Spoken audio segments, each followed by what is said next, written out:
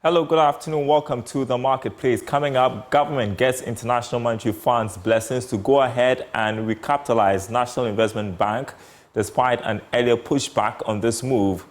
Also coming up, government expects some positive reactions from international rating agencies following progress made on debt restructuring. Given the progress we have made on the performance of the economy, we expect that the outlook through the rating will be positive. Also coming up, inflation to decline to 24.6% in April 2024. We'll have more from IC Securities.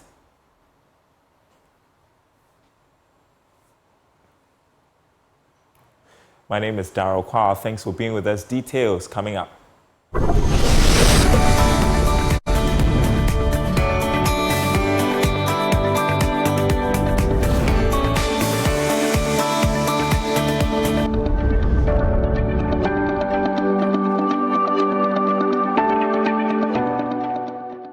Thanks for staying with us, everyone. First up, the government has secured the blessings of the International Monetary Fund to go ahead and recapitalize the National Investment Bank. This is what Joy Business has picked up from officials of the fund working with Ghana on restructuring of the financial sector. George Jaffe has more in this report. Joy Business understands that this approval was secured when the IMF team visited Ghana earlier this month as part of the second program review. The decision on the National Investment Bank was part of a broad initiative under the IMF program, where the fund was looking at what can be done to firmly stabilize the financial sector, what measures should be taken to deal with other issues, including the second round impact of the recent financial sector cleanup on government's finances. The IMF officially wanted government to take what has been described as some decisive action on the financial institution, which included an objection to recapitalize the National Investment Bank. However, government was able to make a strong case for this financial intervention because of the role the bank plays in the economy. Joy Business understands that some support has already been advanced to the bank under this recapitalization move. However, some additional measures are being taken to ensure that this fresh level of capital support is able to put the bank on a strong footing whilst working to deal with some underlying issues facing the financial institution.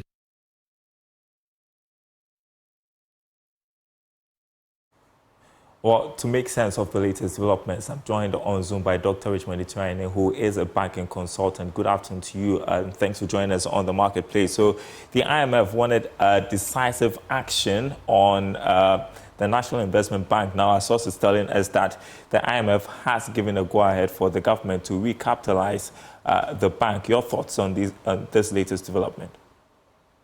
Thank you very much, Daryl, and good afternoon to your cherished viewers.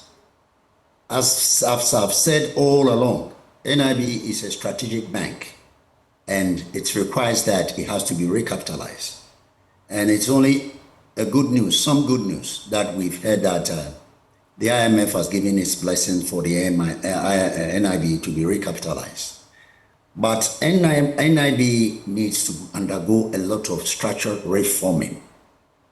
The first thing that if NIB, I think the IMF would ask, what is the type of corporate governance we have in place at NIB?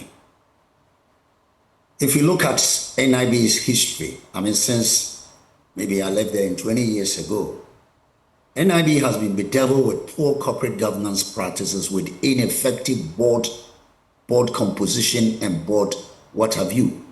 So I'm very happy that the IMF is now, I'm sure they will make it a conditionality to ensure that a good corporate governance system is put in place as they talk about the capitalization.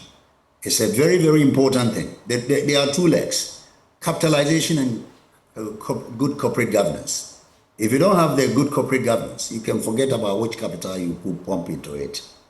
And furthermore, I don't know the type of recapitalization the ministry and the IMF is talking about. I can tell you specifically that an outstanding debt, contractor's debt, is close to 2.1 billion. That one has to be refinanced if we're going to recapitalize it, so that we don't have a situation whereby a good money is thrown after bad money. So it's a very good beginning, but it is a long way to go if we really want to do the right thing. It is a long way to go. And I believe the Bank of Ghana, the Minister of Finance, and whoever is involved would have to take a critical look of the governance in the state institutions, including their banks, because there is nothing to write home about the corporate governance in the state institution. That is what I'll say. So you're saying that the problem mainly to do with the NIB has much more to do with poor corporate governance. Is that it? Yes, specifically from my experience, and don't forget I've worked there for a very long time, and I left the place about 20 years ago. Once upon a time, there was a fantastic corporate governance where the board was very up and doing, where the CEOs were tough, where management team knew what they were doing. Well, things could not get bad. Once upon a time, let me make a history of NIB. NIB was the first bank in Ghana to have structured letters of credit, cotton deal, $2.3 million. The first in the history of Ghana. No bank in Ghana has done the structured letters of credit for cotton deal. All these things have gone into drain. And I'm saying that as the IMF want to recapitalize it with Bank of Ghana, I urge them that they should strictly look at the corporate governance. Otherwise, no amount of money you put in, and you have a bad board, you have a weak internal control system, you have a poor management practices systems, you're going to have zero return. So I'm very happy that the IMF has given the blessings, but I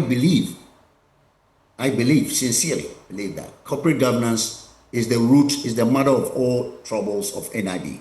And it must be looked at, not only the capital. Okay, there have been suggestions that the NIB should rather be privatized. Do you agree? Do you support this? Well, I said it some time ago on your program. And I said that after we have recapitalized it, and we find out that the strategic fit of NIB is not important or relevant. As you know, in 1963 and 1965, Dr. Kwame Nkrumah said that I needed to have ADB to look at agric, and I needed NIB to look at industry. Unfortunately, in 2003, we did what we call the universal banking concept, where they can become jack of all trade, but master of none.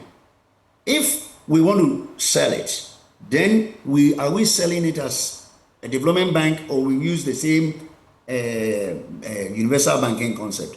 But after the capitalization and all things being well, ceteris paribus, I believe we should sell it on the market. We should give ourselves 2 years or 3 years and place it on the stock exchange and sell it, because far too long, banks that are owned by a state, especially in outside of the world, doesn't function properly at all. And my memory served me right. In the whole world, if you go to India, the best performing banks are the state-owned banks, as against the foreign banks, which is completely the opposite in Ghana. Because in India, the corporate governance is religiously applied across all sectors of the industry, whether state, whether foreign, whether private. But unfortunately, in Ghana, the state ones are not properly governed.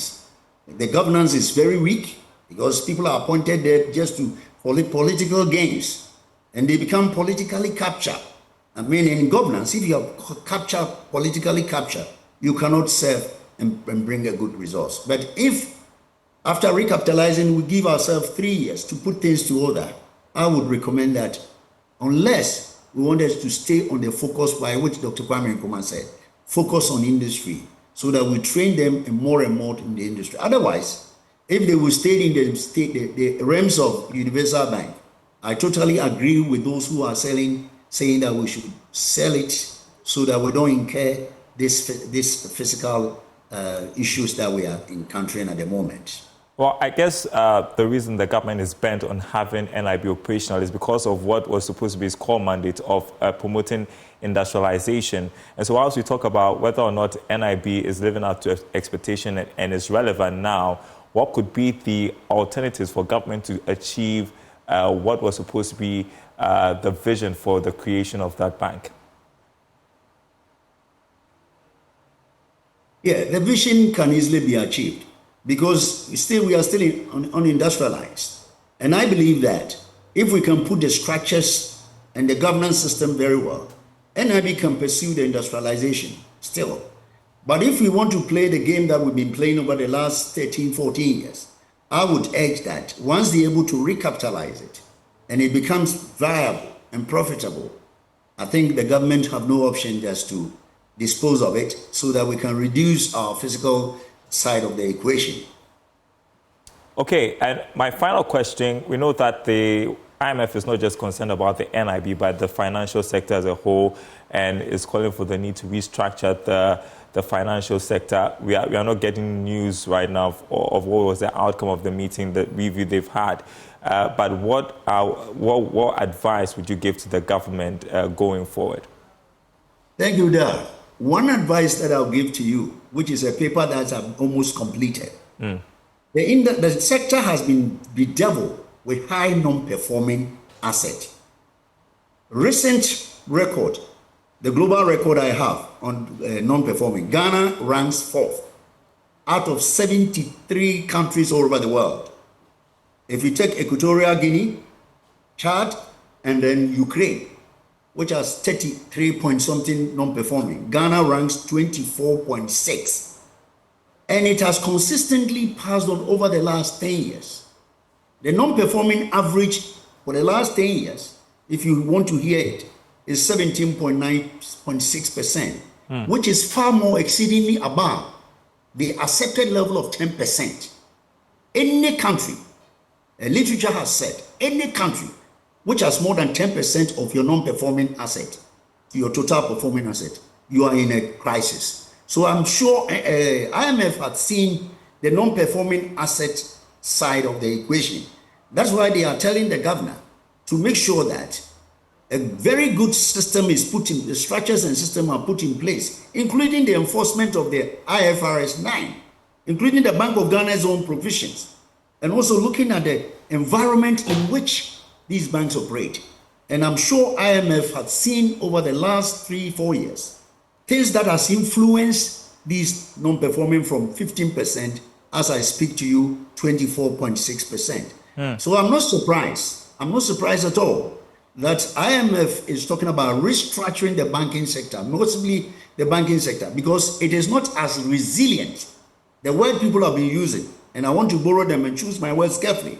Some people are calling the industry is resilient. It is never resilient because your non-performing average is 17.8% over the last 10 years. And no country, Nigeria is 4.2, Ivory Coast is 8.6, Togo is 6.7. We are the only one odd out, 24.89%, December 2023. So I'm not surprised. It shows that the IMF has done what we call diagnostic study, including asset quality review, and that is influencing the decision that we should tackle this headlong. Other than that, we can be having seismic risk or even financial banking failures. And if I want to add, if you listen to the governor, recently he said 10 banks need recapitalization. Why has it come there? Number one, the microeconomic environment for which the banks operate has not been conducive. Number two, the bank itself, specific factors about the banks, they have not also been able to improve their internal risk control system or internal credit control system. And the industry side, which I quote the president of the Ghana Bankers Association, who said, there are other industry issues that has affected the banking sector. Poor protracted cases, credit cases, weak judiciary and legal systems. All these things has dovetailed into the structure. That is why I am not surprised. I'm just happy that the IMF team is telling us to look at it, because I have looked at it and I have seen that if we don't tackle it headlong, we're going to have something bigger than what we have in 2018 and 2019. And nobody wants that. Thank you so much, Dr. Richard Mediteran, for joining us here on the marketplace. I appreciate your insights. Dr. Richard Mediteran is a banking consultant, also has experience with the NIB, so a great person to speak to about the issues to do with the National Investment Bank. Now, government says it is expecting some positive reactions from the rating agencies in the coming weeks, making some significant progress on securing an agreement with bilateral creditors over debt restructuring as well as the commercial creditors. International ratings agencies recently cut Ghana's creditworthiness to junk status after the country announced a debt suspension and proposed debt restructuring. Speaking at a press conference in Washington, D.C., the Finance Minister, Dr. Mohamed Amin Adam, said these actions should influence the agency's verdict on the country. The rating agencies are independent of us, but they do engage us. We talk to each other on policy issues. They also get data from us anytime they are going to review our economy. And during these spring meetings, I think we had engagement with one of them, Moody's. So there's transparency between us and them as far as the data they need from us, and then also the independence of the rating agencies to pronounce on our economy. And so we will continue to engage them and to provide them with the information that they need for the purpose of reviewing and rating our economy. And so we expect that, given the progress we have made on the performance of the economy, we expect that the outlook through the rating will be positive for Ghana. Now, inflation is expected to decline to 24.6% year-on-year this month from 25.8% recorded in March 2024. That's according to IC Securities. However, month-on-month inflation will increase to 1.4%. Here's more in this report. Securities also revised its end-of-year inflation to 16.9% plus or minus 1.0 percentage points. This is against its earlier forecast of 16.1% plus or minus 1.0 percentage points. According to the research firm, its estimations suggest that the 10.6% year-to-date depreciation of the cedi could elevate Ghana's annual inflation profile by between 80 basis points and 100 basis points at the end of 2024, as the foreign exchange pressures pass through higher transport fares, utility tariffs, and imported items. In the March 2024 CPI data, transport inflation witnessed the steepest rise in its share of headline inflation, climbing from the 11th most influential item to the 8th position. Despite the slightly elevated upside risk to inflation, the spike in March 2024 was largely expected on the back of unfavorable base effect. IC Securities maintained its expectation for a generally non-linear disinflation path in 2024 and view the March as such as a transitory bump on the disinflation journey. All right, we are taking you next to the Ashanti region, where tempers flared at the Kwawu onion market in Kumasi Monday when a joint security task force enforced the eviction of traders as directed by the Ashanti Regional Security Council. After a notice that met an initial resistance from the traders, hundreds of sheds were pulled down at the market under police military supervision. The Regional Security Council has cited threats to security and vehicular congestion as reasons for evicting the traders. Here's more. Aggrieved traders at the Kwawu onion market rushed to salvage their wares while excavators demolished their erected sheds. The traders watched in disarray as the trading space accommodating over 100 sheds were reduced to rubble.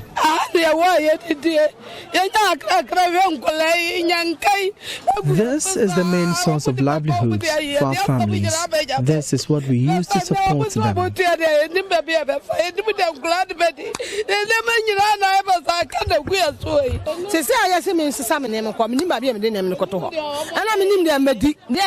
Now that we are being evacuated, where are we supposed to go? They should be lenient with us.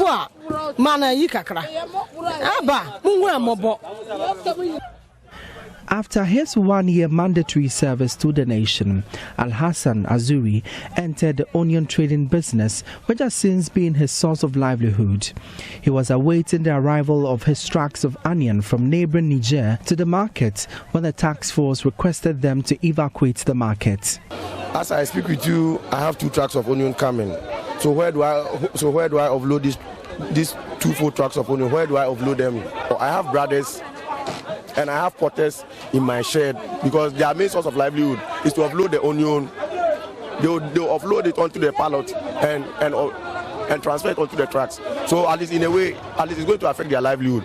The Kwawu market is renowned as one of the main onion trading hubs in Ghana, serving the Ashanti region and beyond. The Ashanti Regional Security Council, in a recent directive, ordered the traders to exit the market, citing vehicular congestion created by heavy trucks that occupy portions of the road close to the market. Attributing the death of a 45-year-old woman to the activities at the market, the council concluded activities at the market pose security threats. The traders who are not enthused by the move claim to have paid monies to some chiefs to secure the space. We had in my list here, Nana Bant Mahene has taken 500,000 Ghana cedis, 5 billion from us because of the land. Father Sobusepeni has taken 700 million from us, 70,000 Ghana cedis because of the land. Nana Pejahine has taken 900 million from us because of this land. Otumfo Surveyor has taken 1,620 million because of this land. That they just came to measure the land. They have taken 1,620 million, if not because they have taken it for fools. The Ashanti Regional Security Council and the Kwawu Municipal Assembly secured a place at Achumatechiman, a 20-minute drive from the old market, to aid the relocation. But the affected traders say the new market cannot contain them. Some traders are already adjusting to settle at the new market, although there are concerns. They are not saying we are not going. And per the arrangements, if we even go right now, per the security implications, because if I go, I have a shed myself personally. If I go and I don't get a shed, at least it's likely to result in a conflict situation. The demolition and relocation exercise continue as the task force is erecting a barricade to fend off traders from any possible invasion. Some regular patrons of the market admit activities of the traders cause congestion, while some spoke about how the relocation will burden them. Now this is the main road from Kwawu to Kejetia. Traffic is always heavy here. And look at the big trucks. In fact, it's always uncomfortable. At times, as the vehicles, as they are trying to climb the hill, now if it spoils, it means the vehicles will have to look for another place before they can. Because I'm happy that they are moving them from this place. Them moving from here will really affect me. I do not even know where they are going to resettle now. 50 pesos.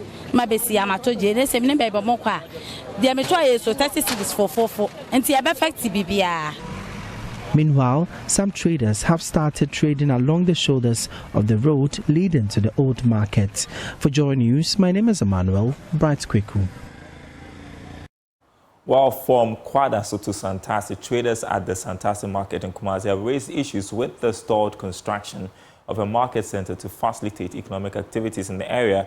Since a sword cutting ceremony in 2022, the new trading center now sits in weeds and has become an abode for rodents, whilst its intended occupants wallow under poor marketing conditions.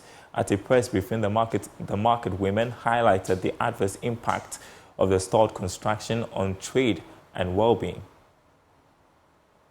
Sword cutting for the redevelopment of the Santasi market was held on May 12, 2022, with an expected 24-month completion period. Barely 2 years after the start of the project, it stands neglected at the early stage of construction. The market has weeds grown all over, becoming a den for rodents and reptiles. Here is NDC's parliamentary candidate for Inshayaso, Faustina Daryl. Santasi Dry, it serves so many communities around. So you share any num TUC, functioning bra, at pray. Samia na omuni eja. Obia depending on Santase market. Na say ye bujai egu say ye ba be si dwafo fra ma ye maame num. This is the only market here at Santase, and for the past 2 years, the contractor has abandoned this market project. Ashanti region, Pimpin Tujuma be a Mudi Bambiano or Muye. A jaka cray, Sebio Yam Papa John Dramani Mahama power. Ye who was to see ye, including all my tickets here. Anya be a crowd on market. What's to see what a monochiao, Emma Yamanom Equity Drawum. Not into a Santase market. Yabuja Yagu 2 good years. The market is the only major trading place serving the people of Santase, Fanchenebra, TUC, and Yinim and surrounding communities. The modern market is designed to be fitted with solar power, a 20-seater KVIP, a police station, a fire post, a pharmacy, crèche, among other facilities to make business activities thrive and boost the socio-economic development of the area. Some market women who spoke with Love Business expressed their displeasure over the current state of the market and the risk involved in trading at the temporary place given to them. We are suffering here at the market. It hasn't been easy. Security is also a challenge. Emmanuel Owusu's reports for Joy News. All right, that's our program, but there's more news on our website, myjoyonline.com/business. We are still heavy on the external debt restructuring. We've got a couple of stories there on the latest with our negotiations with our bilateral creditors. You can check it out, myjoyonline.com/business. My name is Daryl. Kwawu. Thanks for watching.